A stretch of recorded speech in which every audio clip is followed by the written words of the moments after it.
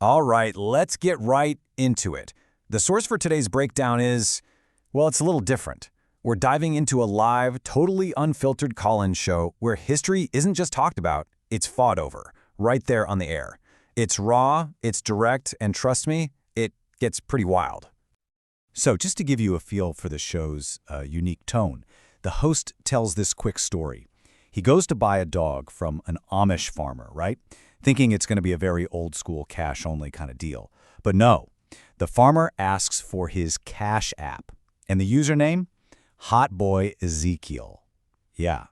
As you can see from the quote on the slide, the language is unfiltered. It's that kind of unexpected, raw vibe that really sets the stage for the whole debate we're about to get into. Okay, so what we're really digging into here is this live clash of ideas between the show's host and a caller. We're going to unpack their completely different ways of looking at history and see what it tells us about this whole search for hidden past. So, things really kick off when a caller gets on the line with a pretty provocative idea. He starts by saying that Black Americans are actually the real native people of this country. But he doesn't just stop there. Oh no. He connects that idea to a much bigger, much more controversial theory about a forgotten world power he calls the Haitian Empire. So, what exactly is this Haitian Empire theory? What's it all about? Let's break down the pretty extraordinary claims the caller lays out about this supposed lost global superpower. And I mean, when you look at the claims on this slide, they really start to stack up. The caller is arguing there was an ancient Haitian empire right here in America, and get this, they had technology like airplanes back in the 1700s. He also says the Louisiana Purchase wasn't a sale, it was a war against this empire, and that even George Washington was secretly Haitian. And to top it all off, he says Creole is the original language that all others come from. This quote right here really gets to the heart of what he's saying. He's not talking about some small regional kingdom. In his view, these people were a global force that was secretly running the entire planet from the Caribbean. And it all builds to this final, huge conclusion that this lost empire is the true, forgotten origin for all Black people. It's this really powerful statement that tries to completely reframe a collective identity around this entirely new version of history. Now, you can probably guess. The host had a very different take on all this. And this is where the whole conversation just pivots. It goes from someone laying out a theory to a demand for actual proof. And the whole energy of the call just changes completely. The host's first reaction is just pure, unfiltered disbelief. He just cuts in with this one simple question, basically asking, what are you even talking about? He's challenging the entire foundation of the caller's story, asking for any kind of logic to back it up. In fact, the host gets so frustrated, he actually makes up his own word for what he's hearing. Satiatism.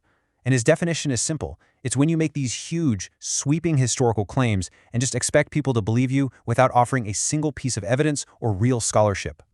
And this slide right here, this lays out the core conflict of the entire call. It's a total standoff.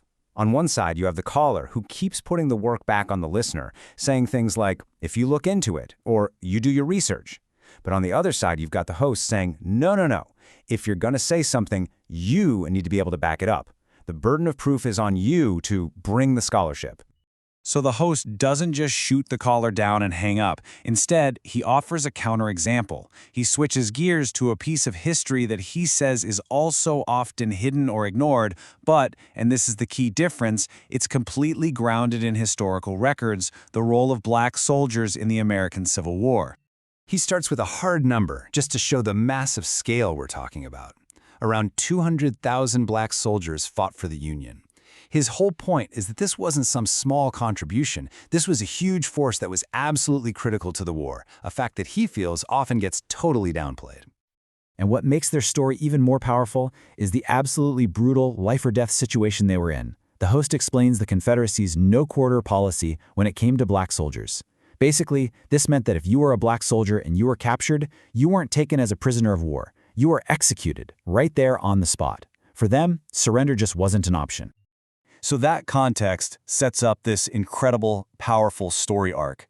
It all starts with the horrific massacre at Fort Pillow, where Black troops who had surrendered were just slaughtered. As word of that gets out, it lights a fire under other Black Union soldiers.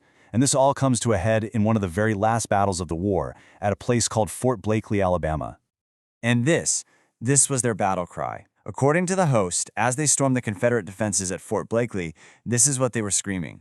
Remember Fort Pillow, bitch. It was this moment of raw, brutal revenge born directly from that massacre. And for the host, that's the difference. It's not some theory you have to go look up. It's a raw, documented human moment from our history. So what we're left with are two completely different ways of trying to find a hidden past. You have one version that's built on this really speculative theory of a lost global empire, and another that's built from documented events, from inside a conflict we all know about. Let's just put them side by side for a second. The Haitian Empire claim is this huge, global story with ancient tech trying to create a shared Haitian identity. But the evidence for it is just this vague instruction to go look it up. Meanwhile, the host's Civil War story is focused on a specific group, what he calls foundational Black Americans, and it's filled with specific battles, policies, and even names like Confederate General Nathan Bedford Forrest. The evidence? It's all rooted in historical records. Ultimately, this whole wild, on-air fight doesn't just give us two competing stories. It leaves us all with a much bigger question, one that applies to any of us who are curious about the past. When we go searching for the histories that were left out of the textbooks, what's our standard of proof? And how do we know where the line is between uncovering a hidden truth and just creating a new myth?